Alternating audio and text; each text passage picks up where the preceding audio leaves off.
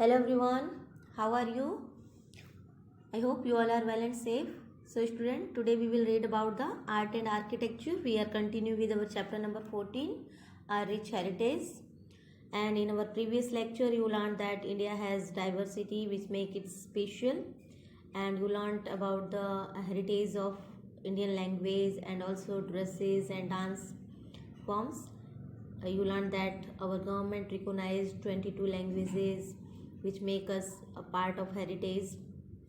You also learned about the different types of dresses which are worn by the Indians in different states.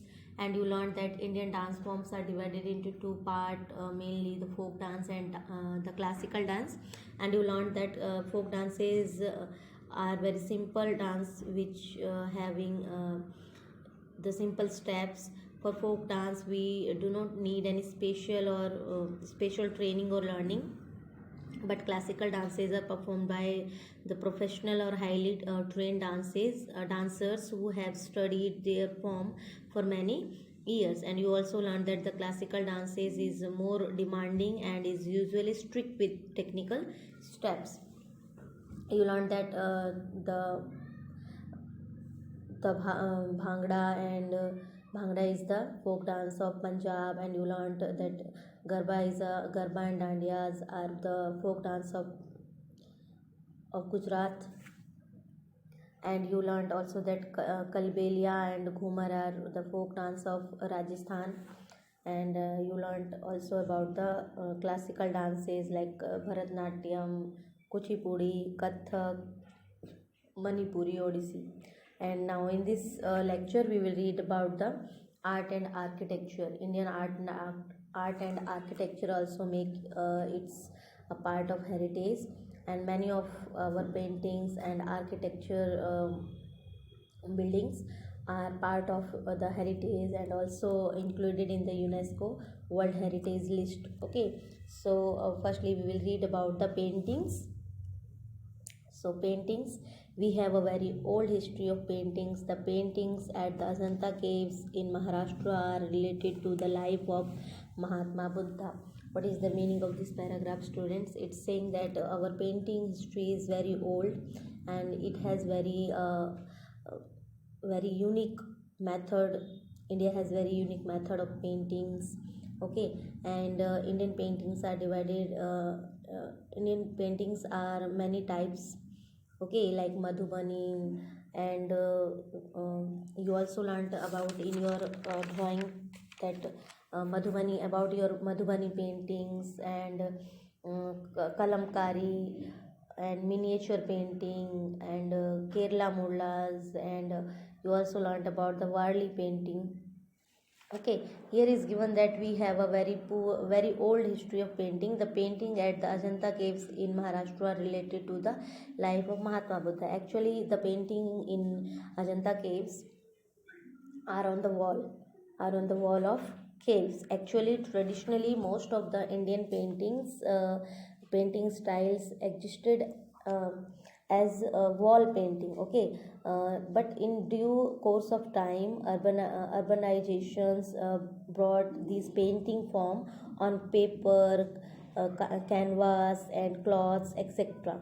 Indian painting styles are not just a reflection of the uh, indigenous life style, but a perfect example of artistic expression through simple yet distinct compositions. Okay, and the Ajanta caves also tell us, the painting of Ajanta caves also tell us about the Mahatma Buddha. You can see here, this is Ajanta caves, and this painting is on the wall, but actually it is made up after the cutting of stones. Okay, and here is given that the Mughal Emperor Jahangir was very fond of this art. He invited painter from the other countries. Uh, Mughal Emperor, when you will go in your higher standard, you will read about the Mughal emperors in which Jahangir will come. He is one of the successor of Babur, who introduced the Mughal empire in India. Okay, after then many successors came who were related to Mughal Empire. So Jahangir was one of the successors of Mughal Empire. So he was very fond of this art. Okay, he invited painters from the other countries. He was very fond of art. It means he loves painting, and he organized different types of competition on that time. And he also invited the painters from the other countries. He always organized many competition and give the invitation of the painters to come and join the competition or be a part of that competitions. Okay, so our painting is also make us a part of heritage. Now here is the architecture. The most famous example of our architecture is the Sanchi Stupa. So firstly I'm going to tell you about the Indian architecture as architecture. Actually the architecture of India is rooted in its history, culture and religion. Okay, the architecture of India is rooted in its history, culture and religion. Among a number of architecture style and tradition, the constructing Hindu temples, Hindu temples and architecture and Indo-Islamic architecture are the best non-historical styles. Okay, our best known historical styles of architectures are the Indo-Islamic. Okay, and the Hindus temples give the best example of our traditional architecture. So in this chapter you will learn about the some important architecture of India which make us a part of heritage, and also these architecture of India are part of the World Heritage list of UNESCO. Okay, so here is the Sanchi Stupa of Sanchi, Madhya Pradesh. Sanchi Stupa is a Buddhist complex famous for its great stupa, okay, on a hilltop at Sanchi town, and it is in Madhya Pradesh. And the temple of Mahabalipuram are also a good example of our traditional architecture. Mahabalipuram is a historic city and UNESCO World Heritage Site in Tamil Nadu in India. Okay, where is Mahabalipuram? It is in India, in Tamil Nadu. It is a World Heritage Site of UNESCO. It has many uh, historical buildings and temples which make the Mahabalipuram as a unique or historic place of India. And the architecture of the Mahabalipuram, the temples of Mahabalipuram are also a good example of our traditional architecture. The most important and famous temple of Mahabalipuram are Shore Temple, Pancha Pandava Cave Temple, Ganesha Ratha Temple, etc. Okay, now here is the Qutub Minar in Delhi is also worth seeing. Okay, the Qutub Minar is also a part of the World Heritage of UNESCO. Okay, it is in Delhi, and it was built by the Qutubuddin Aibak, okay, in 11th century. And Qutub Minar is one of the example of Islamic architecture. Okay, it is made up in Islamic architectural style, and its height is 72.5 meters. Okay, Qutub Minar is in Delhi, and it is built the Qutub Minar is built by the Qutubuddin Aibak. Okay, and it is the example of Islamic architecture in India, and it is also part of the World Heritage. Okay, and some here is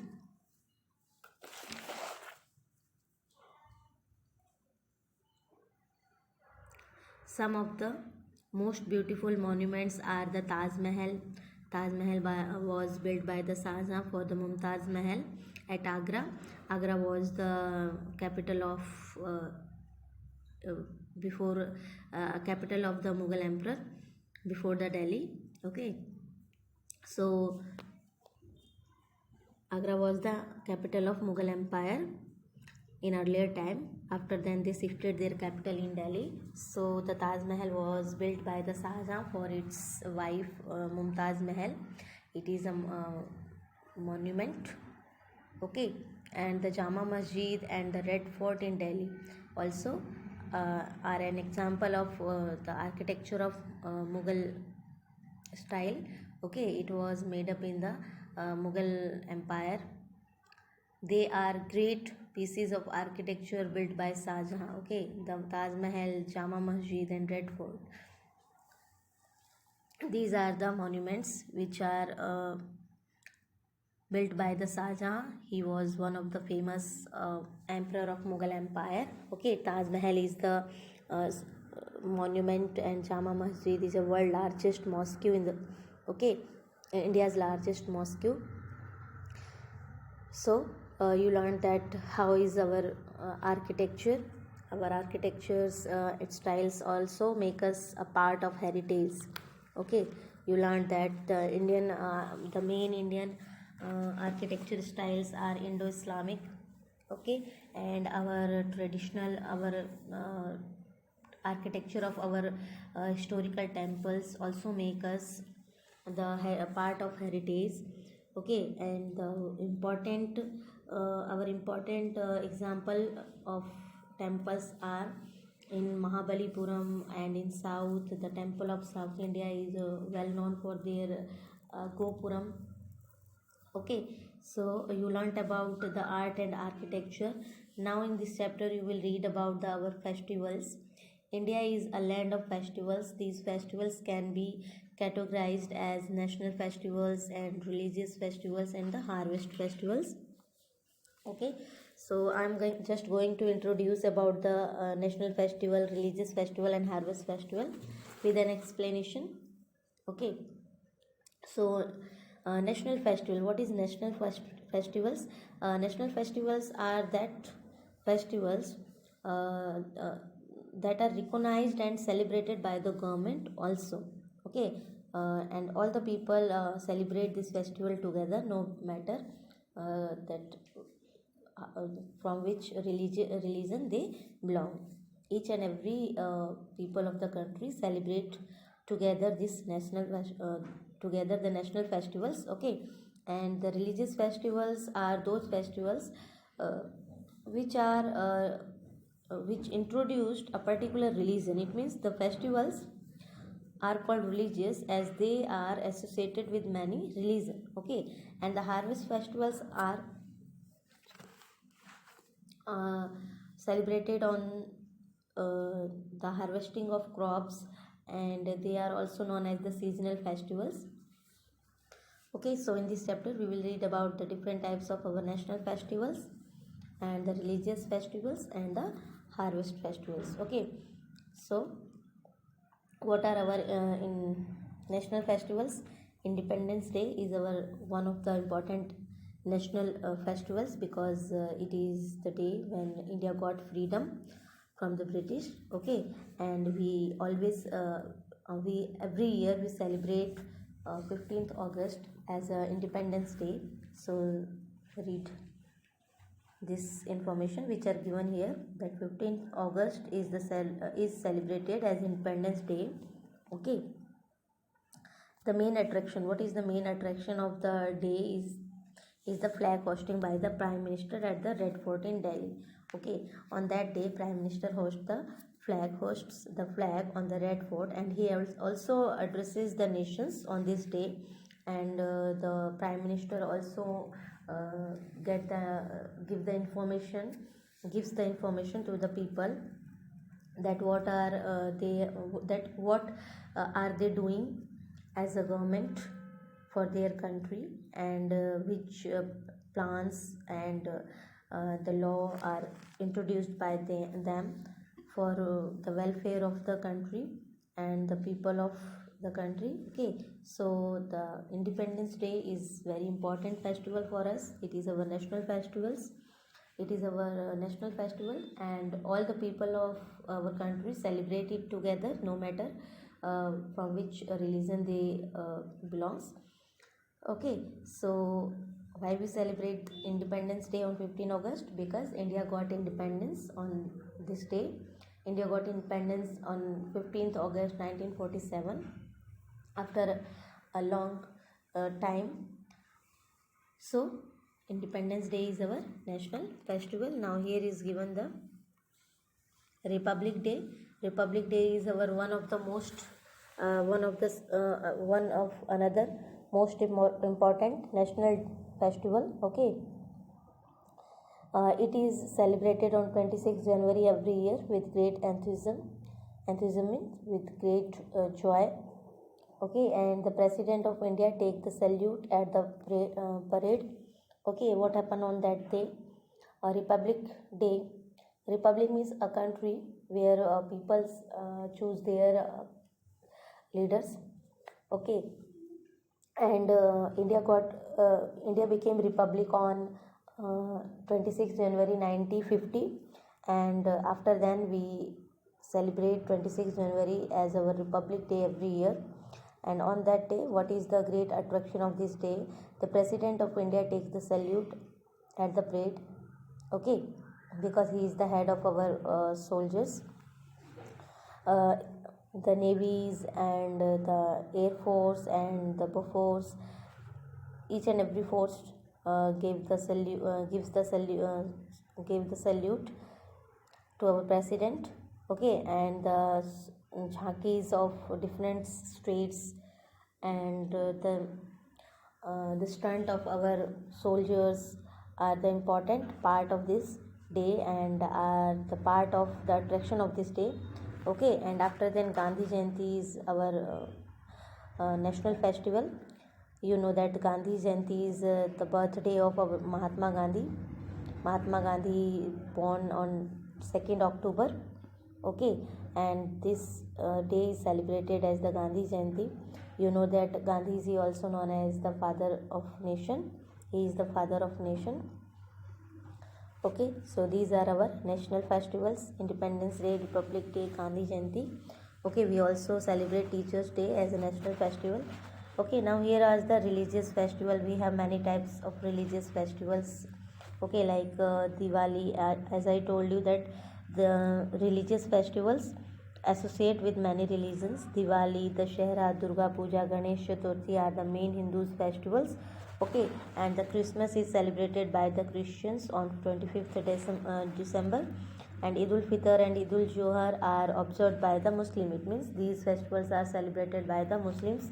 Those people related to Muslim religions celebrate these festivals. Okay, and here is Guru Purab is observed by the Sikh. Buddha Purnima is a festival of Buddhist, and Mahavir Jayanti is the festival of Jain community. Okay, and now here is the Harvest Festival. I told you Harvest Festival is also known as the seasonal festival, and it is also celebrated on the occasion of the harvesting of crops. Okay, you recently celebrated the Uttarayan. Uttarayan is also our seasonal or harvesting festivals. Okay, this festival is also known as the Kite Festival in our country, especially in Gujarat. Okay, so Holi, Basant Panchami, Baisakhi, and Bihu, Pongal, and Onam are harvest festival and based on seasons. Okay, Diwali, Dasera, and Holi are celebrated in all parts of India. Durga Puja is the main festival of Bengal. Bihu is celebrated as Assam, and Pongal is in Tamil Nadu, and Onam is in Kerala. So these are our religions. So in this chapter you learned that how India has diversity in different part of life, and these diversity make us very special in the world, and we proud that we are very important and special in the world. Okay, so our explanation of this chapter is done, student.